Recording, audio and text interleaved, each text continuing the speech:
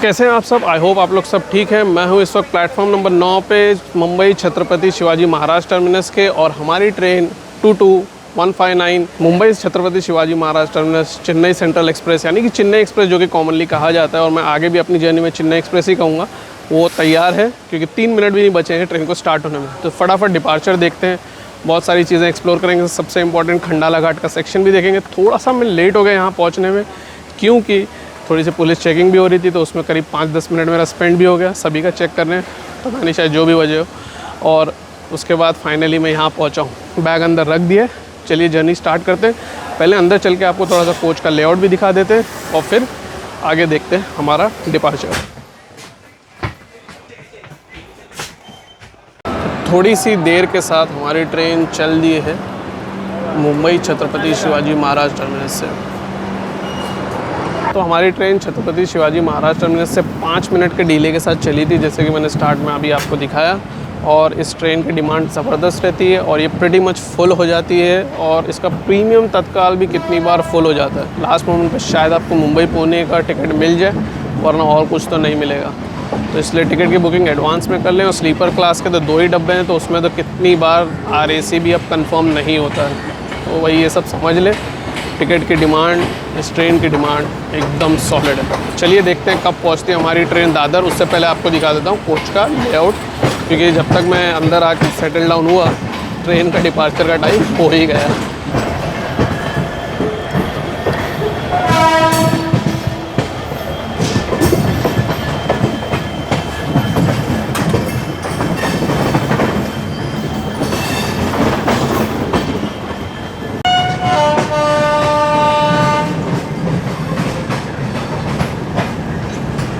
तो भाई सीट पे आ गए। अभी आसपास की सीट्स खाली है, शायद मोस्टली कल्याण से आएंगे, लेकिन जो भी है पहले मैं आपको कोच का लेआउट अभी दिखा देता हूँ, और फिर देखते हैं हमारा अराइवल दादर पे, क्योंकि ट्रेन मेरे समझ से 5-10 मिनट्स के डिले के साथ तो दादर पहुँच जाना चाहिए।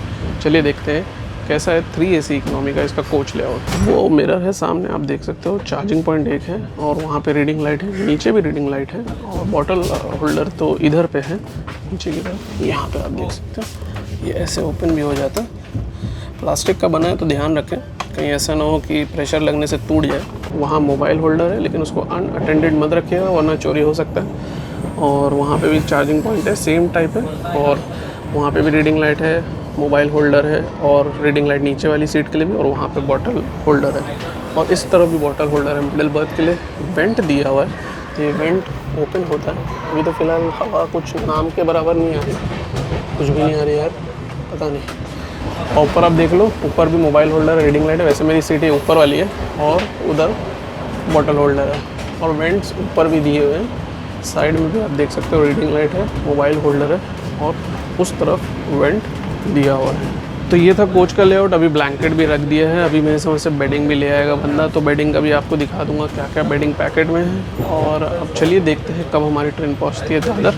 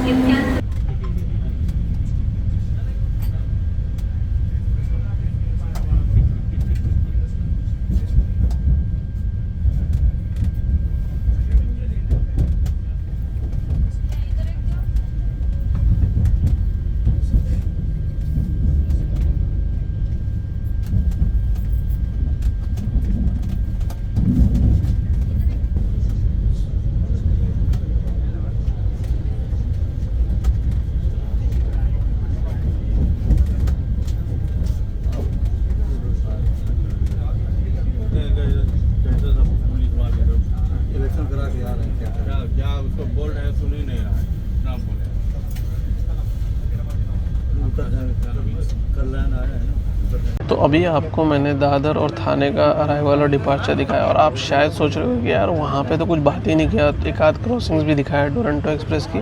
उसकी प्राइमरी वजह ये थी कि दादर पे क्राउड फिनोमिनल था। अगर आपने नोटिस किया हो तो आपको पता चल गया होगा, नहीं नोटिस किया तो फिर एक बार आपको दिखा रहा हूँ।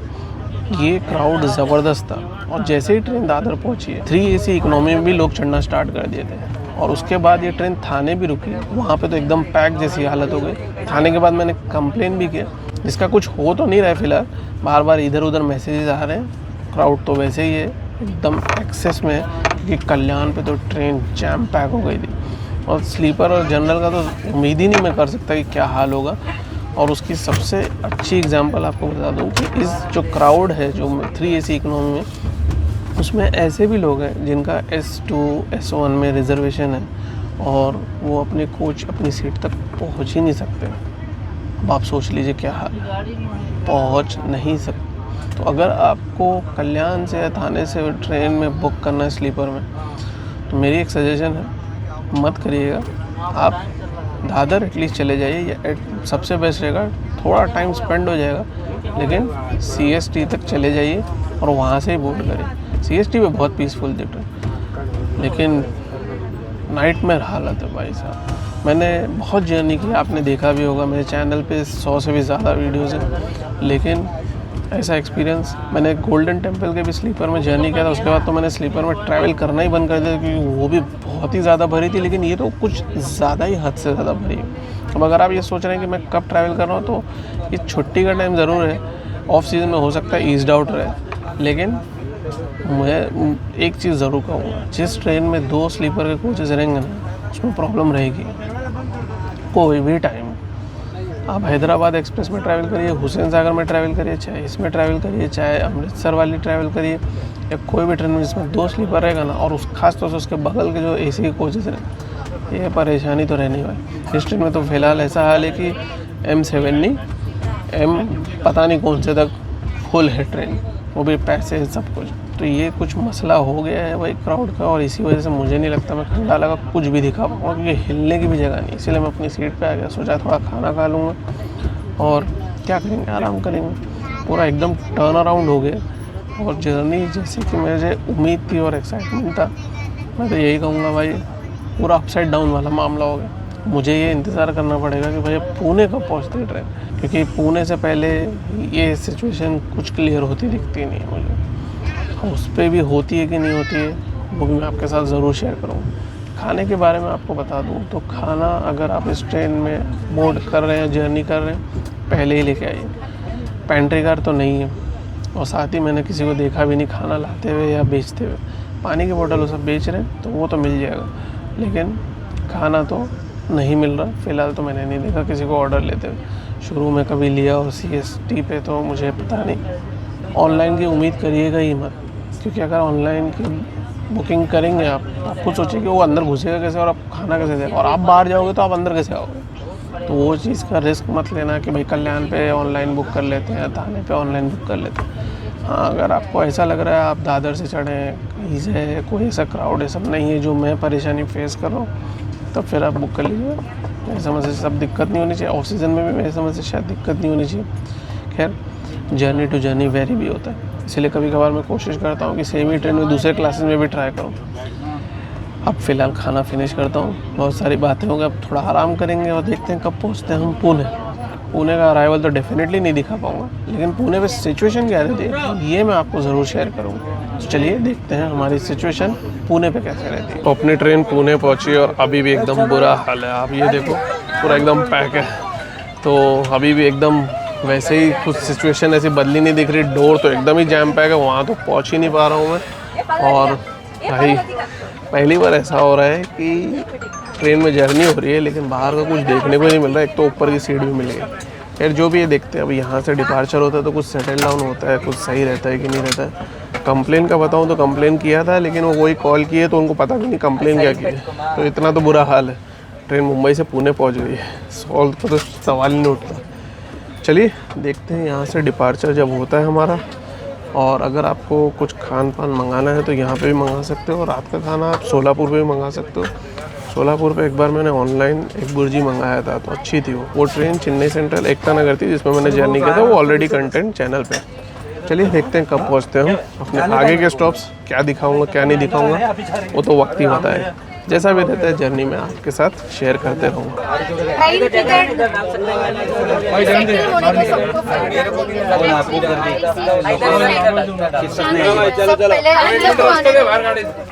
ट्रेन सब जिधर अपनी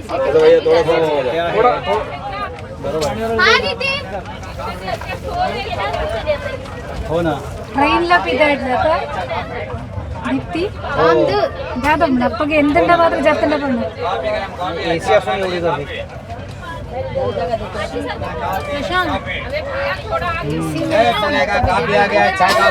जत्तेर जत्तेर जत्तेर ट्रेन हिली तभी भी फाइनल चलते वो लाइटर अप हो मिळाली तो पी से तो लोग बैठ सीट नंबर आता साइड घर से चढ़ने गए हा लाइटर आता जाला आत्री आता हो आता होईल थोड्या वेळाने जरा हा ओसारी उडला ओके गाड़ी चली हा हा हा नाही आता काही घरनं वरण भात खाऊ. और बेबीज को पूरा खाणं भरपूर झाले, चहा पण घेतलाय.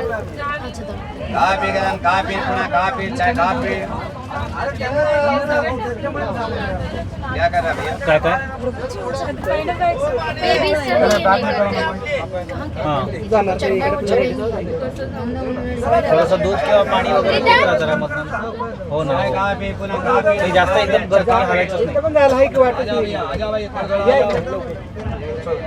नाही.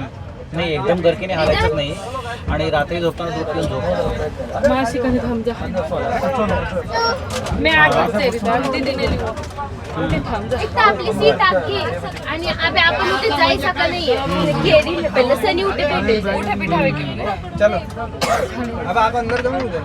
अबे अंदर चला गए देखो भला आंखों से तो फिर समझ में आएगा कि भी कुठे भेटले बेबी गाडी खूप नाही गाडी नाही तू चांगलीच ठेवायची. आगे बेटे माशी आता गाडीत म्हणलं गर्दी पटकन गाडी एक तर कमी वेळ थांबली ना त्यामुळे लोक सनी मामा पटकन आपलं उठे कुठेही चढली. हालतच नाही, मलाही खूप मागे थांबलो होतो आणि अगदी 5 मिनिटं पण थांबले नाही गाडी, पटकन निघाली. मस्त हवाय मग माठ कारण नाही उभी राहणार माठ तो हमारी ट्रेन पहुंच रही है कुर्दुवाड़ी और ज़्यादा डिले नहीं है, और जो भी सारा प्रॉब्लम था वो दौंड पे सॉल्व हो गया, क्योंकि पुणे से जो पैसेंजर चढ़े थे उन्होंने भी कंप्लेन किया. फिर फाइनली आरपीएफ सीरियसली आई और वाकई सब जनरल और दूसरी पब्लिक को 3AC इकोनॉमी के कोचेस से हटाई, सारे कोचेस से ही हटाई, क्योंकि बाकी सब कोचेस में भी दरवाजे के पास सब भरे थे. तो ये अभी हमारी ट्रेन का अराइवल है. बारिश ज़बरदस्त हो रही है, काफ़ी देर से हो रही है. मैंने कुछ इंटरेस्टिंग नज़ारे कैप्चर किए थे दौंड और कुर्दुवाड़ी के बीच में, तो वो मैं अभी आपको इसके डिपार्चर के बाद दिखाता हूँ.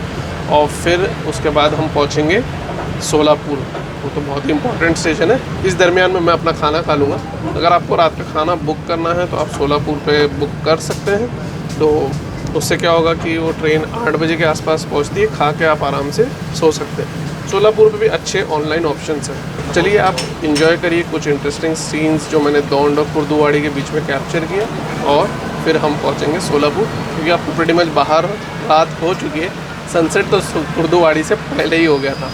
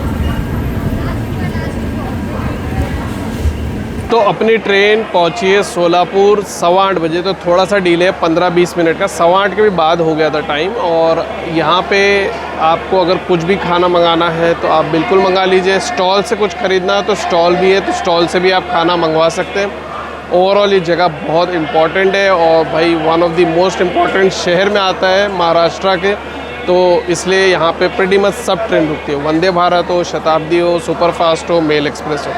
अब यहाँ से डायरेक्ट स्टॉप है कलाबुर्गी कहा जाता है। तो अभी मैं खाना खाऊंगा क्योंकि मैंने अभी खाना नहीं खाया था। मुझे लग रहा था कि रन बहुत ट्रेन का अच्छा है, तो इसलिए मैंने सोचा कि भाई पहले सोलापुर पहुँच जाते हैं, उसके बाद खाना खाएंगे, क्योंकि यहाँ से रन नॉन स्टॉप है कलाबुर्गी तक।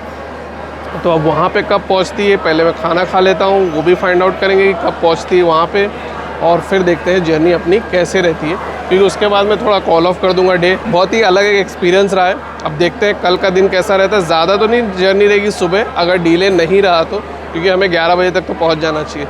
लेकिन फिर भी कोशिश करूँगा सुबह जल्दी उठने की और आपको एक्सप्लोर करके दिखाने की, जो भी हमारा कल का डे 2 का हिस्सा रहेगा। चलिए पहले देखते हैं डिपार्चर सोलापुर से।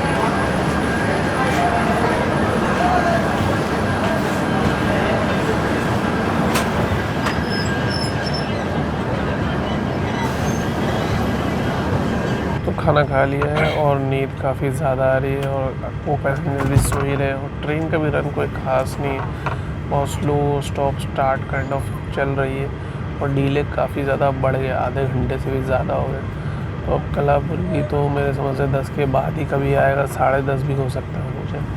अभी भी यहाँ से दिखा रहा है, लास्ट डेटा जो चेक किया था तो 60-70 किलोमीटर दिखा रहा था। तो भाई अब मैं थोड़ा सा आराम करता हूँ। कलाबुर्गी वैसे भी मैंने पहले कई बार देखा है और ऐसे भी दिन में कभी भी वो क्रॉस होता है तो मैं उसको कवर करता ही करता हूँ। ये काफ़ी इंपॉर्टेंट स्टेशन है, काफ़ी जगह रुकती है। इस बार स्किप कर देते हैं, मिलते हैं सुबह।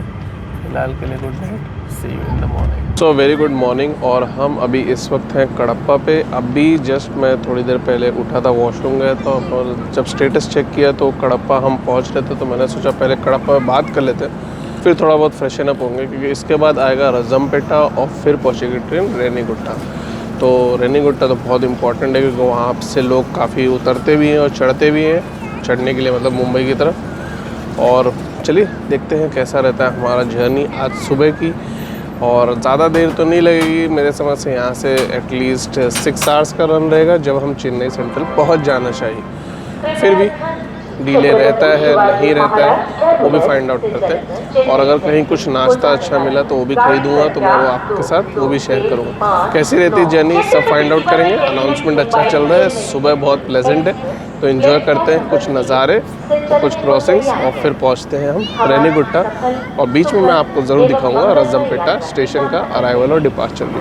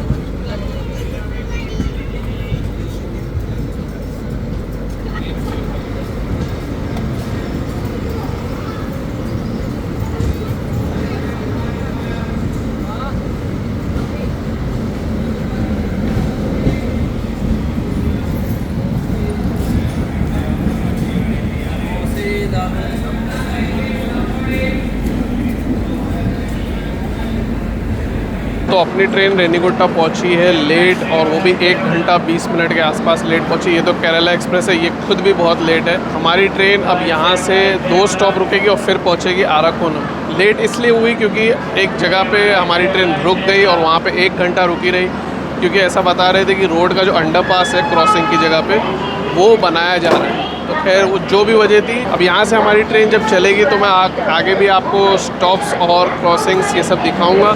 लेकिन यार जर्नी एकदम ही अपसाइड डाउन हो गई है। मतलब कल ख़राब थी, आज ऐसा लग रहा है पंक्चुअलिटी में गड़बड़ शुरू हो गया। आई होप चेन्नई टाइम पे या लेट भी पहुँचे तो ज़्यादा लेट ना हो।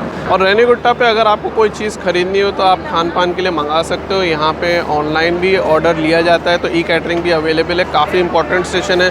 वंदे भारत एक्सप्रेस भी रुकती है जो चेन्नई से विजयवाड़ा जाती है, और डोरंटो एक्सप्रेस तो रुकती है हावड़ा बेंगलुरु वाली। अब थोड़ी देर में मेरे समझ से डिपार्चर हो जाना चाहिए। चलिए देखते हैं डिपार्चर।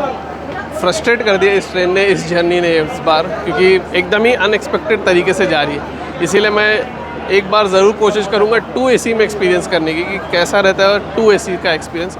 मुझे उम्मीद तो है अच्छी रहेगी, लेकिन अब वो कब रहती है क्या रहती है वो तो प्लान और सब चीज़ सॉर्टिंग के बाद ही होगा।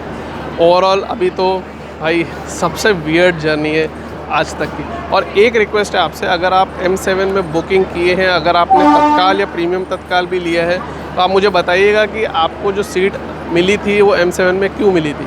क्या वो नॉर्मल बुकिंग से मिली थी, तत्काल से मिली थी, या प्रीमियम तत्काल से। वो इसलिए मैं आपसे पूछ रहा हूँ क्योंकि अगर सिर्फ तत्काल और प्रीमियम तत्काल M7 में है तब तो भाई ये डिज़ास्टर है। एक्स्ट्रा पैसा और तकलीफ़ नॉन स्टॉप। आई मीन अभी भी लोकल पैसेंजर्स आराम से चढ़ जाते हैं, कितनी बार तो वॉशरूम भी यूज़ कर रहे हैं, कुछ भी कर रहे हैं। तो ये एक तकलीफ़ और परेशानी नॉन स्टॉप है। चलिए देखते हैं हमारा डिपार्चर रेनीगुट्टा से।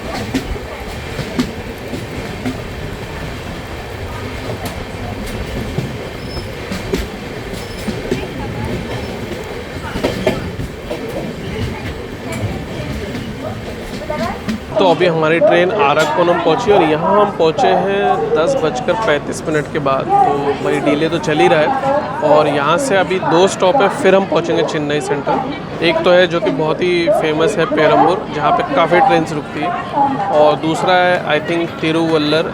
आई थिंक मैंने सही प्रोनाउंस किया है, अगर गलत किया है तो माफ़ी चाहता हूँ।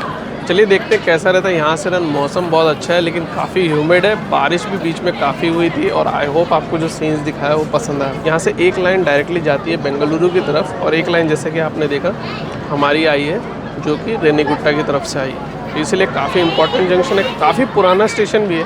आई थिंक अगर मैं गलत नहीं हूँ तो ये अंग्रेज़ों के ज़माने से बना हुआ स्टेशन है। चलिए देखते हैं आगे का सफ़र जो थोड़ा सा बचा है चेन्नई सेंट्रल तक।